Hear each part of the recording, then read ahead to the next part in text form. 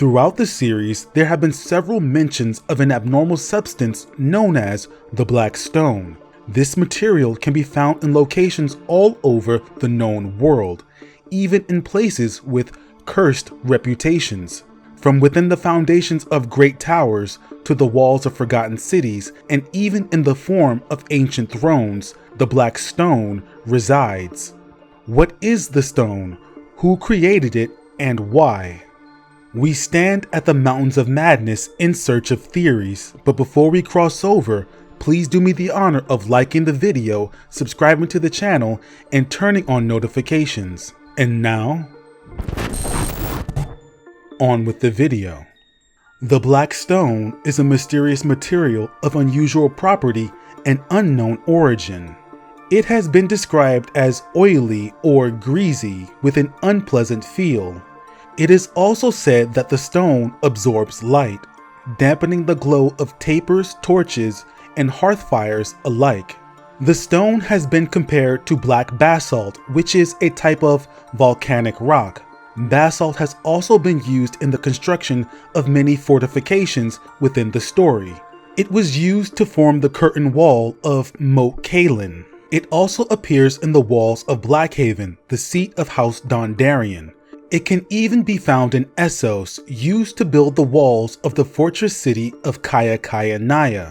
Instances of black basalt being used in construction can be found in our own real world as well. For example, the Babylonian set of laws, known as the Code of Hammurabi, can be found inscribed upon a 7-foot-tall stele of black basalt. One of the first references to the Black Stone appears in Westeros, where it can be found on the Iron Islands. The Ironborn have in their possession an ancient relic known as the Seastone chair. This throne is carved out of a single block of immense black stone in the shape of a kraken, or as it is otherwise known, the giant squid. The kraken is the sigil of House Greyjoy. The history of the Ironborn states the first men found the Seastone chair just as it was when they first settled the Isles. This black stone also forms the foundation of the High Tower in Old Town.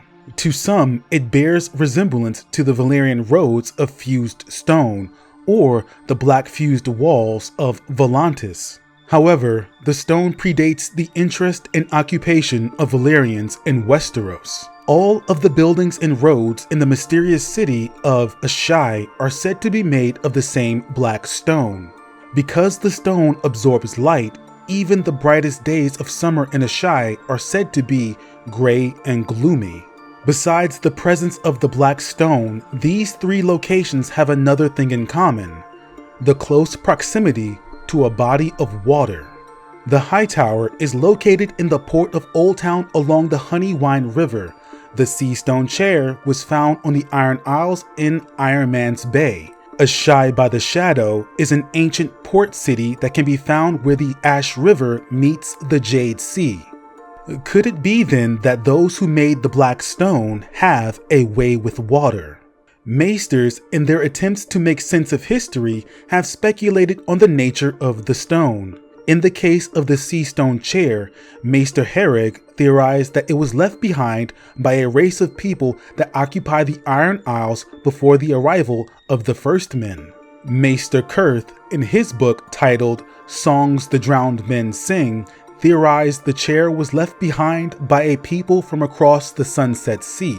Another Maester, this one named Theron, posits the most peculiar theory in his book called Strange Stone. He suggests the Seastone chair was the work of a race of half-human creatures known as the Deep Ones. In his writings, he states the Deep Ones are, quote, a queer, misshapen race of half-men sired by creatures of the salt seas upon human women, end quote. According to Theron, these Deep Ones were also responsible for building the base of the High Tower. They inspired the legend of Merlings, and their sires were the inspiration for the religion of the drowned god. Maester Yandel argues that while the illuminations in Maester Theron's work are quite interesting, he calls Theron's writing impenetrable, lamenting that his colleague does not have a way with words. Which is to say, Maester Theron's book is full of pretty pictures, but the work itself is quite dull. If Yandel had given Theron's theories more of a chance, however, he would have found that Theron may have been the closest to figuring out the truth. Theron's Deep Ones may very well have existed. A semi-aquatic race of sentient beings creating the stone does fit with the evidence that we have. On the Thousand Islands dwells a nameless race of humanoid beings with hairless green skin. They are extremely hostile to strangers. It is said these islanders sacrifice sailors to squamous, fish-headed gods. When the tide recedes, likenesses or carvings and statues of their fish-headed gods can be found all along the shores, which may suggest that a sunken city exists deeper off of their coast. The hairless, green-skinned citizens of the Thousand Islands may be the key to the mystery of the stone. Their fish-headed gods may have been the Deep Ones. The way the Thousand Islanders are described give them the appearance of something human but also something aquatic, a hybrid species, offspring of the Deep Ones. The black stone is said to look oily and feel greasy and unpleasant, but this is when it is held by human hands. Perhaps the stone's oily properties are because it was made by creatures of the sea for creatures of the sea. Recall that black basalt looks oily when it is wet. The black stone may be a similar stone with water worked into it so that it looks and feels oily at all times. Perhaps that is a feature, not a bug. It has been transformed so that it absorbs light because it was meant for creatures that prefer a dark, wet environment, creatures of the deep. We also must needs consider that the stone is not from the surface. Perhaps it too came from the deep sea. Despite being surrounded by water, the Thousand Islanders fear the sea and will not enter it even when threatened with death. What is in the water that makes the islanders fear it? Is it rooted in superstition the same way the Dothraki fear the ocean? Or is it that they know something down in the deep that they dread to encounter? Likenesses of their fish-headed gods only appear when the tide recedes, which suggests there was once a civilization that was swallowed by the sea due to some unknown cataclysm or over time. In this lost civilization, the ancestors of the Thousand Islanders may have lived under the mercy of the Deep Ones. They were viewed as inferior beings, only fit for servitude, used in whatever way the Deep Ones saw fit. The Deep Ones may have been technologically or magically advanced, which is why those they enslaved viewed them as gods. Their offspring, the Thousand Islanders of today, would still maintain reverence of the lost lords that once ruled them, especially if they feared those lost lords still exist somewhere under the sea.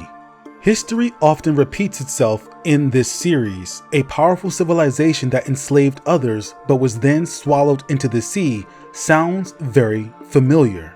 Let us now discuss the other instances of black stone in the known world. In Sothorios is the dead city of Yeen, an enigma which has puzzled many a maester and other scholars. The buildings of Yeen are built of that same strange, oily black stone. Thousands of years have come and gone, and yet the city has remained unoccupied. Yeen is located within a jungle, but the plant life does not take root within the city, almost as if the black stone repels it. The black stone resisting plant life seems sinister, but as some property owners can attest, plants growing over a building may look attractive but can cause structural problems over time. Any abandoned building not properly maintained will be reclaimed by nature. Given enough time, little evidence will remain to prove that building ever existed. Maybe the black stone resists such growth to maintain its quality over the years, or that the stone resists plant growth to prevent the moisture locked within from being leached out.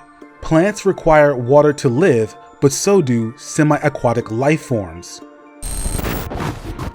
If this map of Sothoryos is accurate, Yeen was built beside a river. It is said the structures in Yeen are made up of blocks of black stone that are so large it would take dozens of elephants to move them. The legendary mazes of Lorath are built of large stones like the ones in Yeen, but made of a different material. Their creators, known only as the Mazemakers, were large humanoid beings. Some maesters believe they were hybrids between humans and giants. We know this from the bones they left behind, which are all much larger than the bones of human beings. Archmaester Quillian believes the Mazemakers made the base of the High Tower, but if this were true, shouldn't there be evidence that they lived in Westeros? Their bones, oversized tools, or large abandoned dwellings? Historical records tells us that the Mazemakers were destroyed by peoples from the sea. Suspects include Merlings, Silkies, or even Walrus Men. All of these are creatures of legend. These sea peoples may have been the Deep Ones. This would be most fitting if the Deep Ones were a superpower like the Valyrians, who were known to invade other lands and conquer its people. Another instance of the Black Stone can be found in the Far East, located along the northern eastern boundary of the Golden Empire of Yi. There, the 5 forts have stood sentinel for thousands of years. They are fortresses made of solid fused stone with walls that reach nearly 1,000 feet high. Each fort can house over 10,000 men. If we look upon a map, the 5 forts are just southwest of the city of Kadath, situated near the Mountains of Morn and the Bleeding Sea, another instance of the Black Stone being found near a body of water. One last example of the Black Stone that bears mentioning is on the Isle of Toads. There exists an idol carved of that black stone. It stands 40 feet high and was made into the form of a giant toad with a malignant aspect. The people that live on the isle are believed to be descended from those that carved the stone. They are said to have an unpleasant fish-like aspect to their faces, and their hands and feet are webbed. These nameless people seem to be just like the Thousand Islanders, hybrids. A chair in the form of a kraken, an idol in the form of a giant toad, a shore filled with the likenesses of fish-headed gods, creatures associated with water, relics of an aquatic people, the Deep Ones. The idea of fish hybrids, sunken cities, drowned gods sounds fascinating, maybe even terrifying, but they are also ideas that are very familiar. These are all ideas that can be found in the works of another sci-fi fantasy horror writer, the works of H.P. Lovecraft. I have talked about how Martin has borrowed from other writers before. In that case, it was Tad Williams. Now let's discuss what he has taken from Lovecraft lore. The Deep Ones, for example, aren't a unique creation from the mind of a maester named Theron. They appear in Lovecraft's short story, The Shadow over Innsmouth. In that story, the Deep Ones are a race of amphibious creatures that are worshipped by the people of a town called Innsmouth. The Deep Ones, in turn, worship Mother Hydra and Father Dagon, but they also have ties to another Lovecraftian deity. There's always a bigger fish. Dagon, you will notice, is a name that appears often amongst the Ironborn. Some of the citizens of the town are even hybrids related to the Deep Ones. In investigating the town and its mysterious people, the protagonist of the story discovers in the end that he is in fact part Deep One. The horrible truth about himself, the revelation that such creatures exist and that they exalt aquatic gods of indescribable form and age, drives the protagonist into madness. The citizens of Innsmouth, with their deep, dark secrets, are hostile to outsiders, just like the Thousand Islanders are hostile to visitors to their corner of the world. The city of Kadath, north of the 5 forts, is also a reference to Lovecraft's work, as is the city of Ling. The malignant toad idol is an homage to the Robert E. Howard story, which takes place in the Lovecraftian universe. Howard's story features an intrepid, unnamed narrator who follows reports of a strange stone monolith with unusual properties. With help from locals in the area, the narrator finds the stone. Now, in its presence, he witnesses horrible visions from the past. He sees people that once worshipped the stone engaging in a ritual before it. A hideous old hag beats on a drum as the worshippers dance. A young girl is lashed across her back until bloody. The head of an infant is dashed against the stone in sacrifice. Then, to the narrator's horror, a monstrous toad-like creature appears atop the stone, one with a malignant aspect. This was a god killed long ago, but whose presence still lingers long in the world. Howard's story is called The Black Stone. We can be sure that this was an intentional reference by Martin. In his book, Dream Songs, Volume 1, a retrospective, Martin speaks of his experiences reading the works of H.P. Lovecraft and Robert E. Howard. In particular, Howard's story, Shadow in the Moonlight, which mentions a place called Stygia and its shadow-guarded tombs. In A Song of Ice and Fire, there is the city of night called Stygia, which is in Essos near the Shadowlands. Most of the Lovecraft and Howard references occur in the East, in the parts of the world that are old and unexplored. Another reference, perhaps the most important, or at least the most popular, can be found on the Iron Isles, where our investigation into the strange stone began. The Ironborn's Seastone chair, which looks like a kraken, their drowned god who dwells beneath the sea, and their religious affirmation that states what is dead may never die, but rises harder and stronger, is without a doubt a reference to Cthulhu, an elder god of Lovecraft's lore.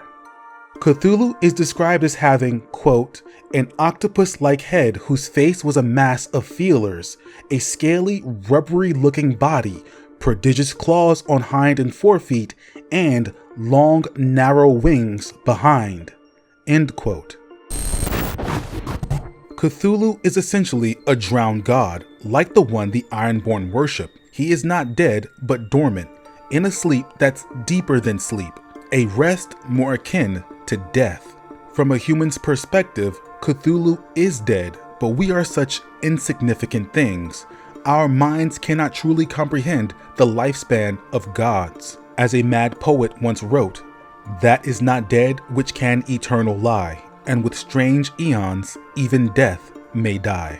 In the nightmare corpse city of R'lyeh, Cthulhu and his hordes lay hidden. Their long lives are given over to abstract thought, to philosophy, to strange green dreams that neither you nor I can truly comprehend.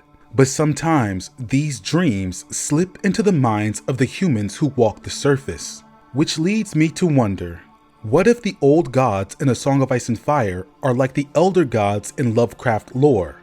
Eternal, sleeping, dreaming.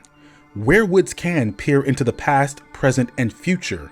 What if their dreams slip into the minds of certain humans? What if prophecies are the dreams of sleeping gods? Those that worship Cthulhu are known to say, "In his house at R'lyeh, dead Cthulhu waits dreaming." Translated in their hellish tongue, it means,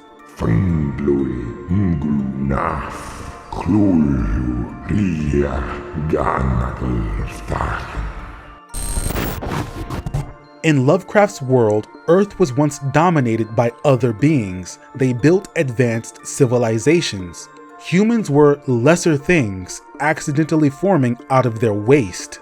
Only after these races, these beings, either died, were killed, or went to sleep, did humans manage to flourish. By referencing Lovecraft so often, Martin leaves clues that the world he has created was more magical in the past than what we see at the present of the story. It is also older, much older than even the Maester Theories. It suggests that there was once a time of impossible structures, wonders, and horrors as well. Gods, or beings of indescribable power and nature, once walked the earth. But now they're gone, as is most of the magic in the world. Perhaps they were killed like the toad god from Howard's story. Perhaps they retreated and fell into deep slumbers like the gods in Lovecraft's work. Or they have lived so long they were forgotten and died. To quote a Bran chapter when Maester Lewin speaks about the possibility that magic still exists, "Oh, to be sure, there is much we do not understand. The years pass in their hundreds and their thousands, and what does any man see of life but a few summers, a few winters? We look at mountains and call them eternal, and so they seem, but in the course of time mountains rise and fall, rivers change their courses, stars fall from the sky, and great cities sink beneath the sea. Even gods die, we think. Everything changes."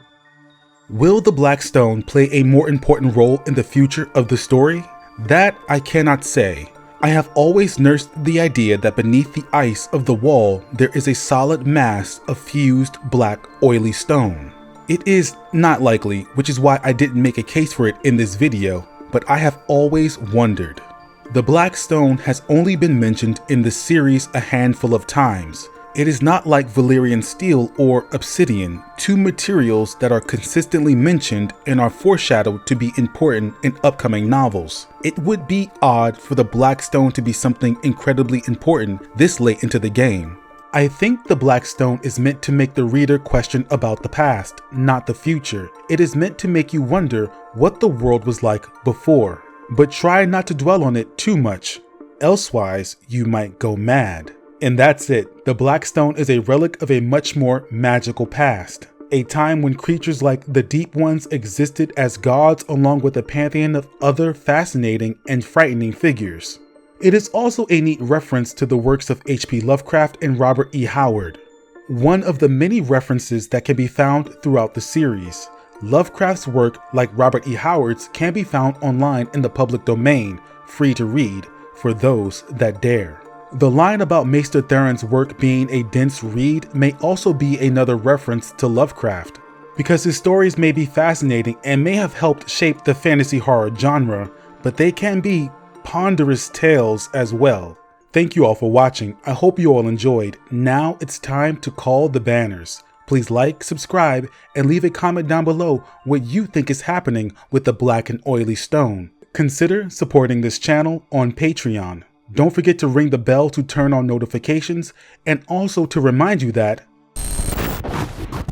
the most merciful thing in the world is the inability of the human mind to correlate all its contents. We live on a placid island of ignorance in the midst of black seas of infinity, and it was not meant that we should voyage far. Again, thank you all for watching, and I'll see you all for the next one.